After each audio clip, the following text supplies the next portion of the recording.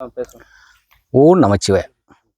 அகத்தியர் மூலிகை வைத்தியசாலையிலிருந்து மகுடீஸ்வரன் பேசுகிறேன். கள்ளிப்பட்டி நமது ஊர். நான் எத்தனையோ வீடியோ போட்டுக்கிட்டு இருக்கேன். இது ஒரு வீடியோ. இந்த வீடியோவில் கல்லடப்புக்கு மருந்து சொல்கிறேன். இதை அனைவரும் செஞ்சு பயனளிங்க. என்னென்னா, வெள்ளை எருக்களை முட்டு இருக்குல்ல, வெள்ளை எருக்களை முட்டு ஒரு 3 முட்டை எடுத்துக்கங்க. பாக்கு, நம்ம சுருள் பாக்கு இருக்குல்ல, தெக்கம்பாக்கு, அதில் ஒரு பாக்கு எடுத்துக்கங்க.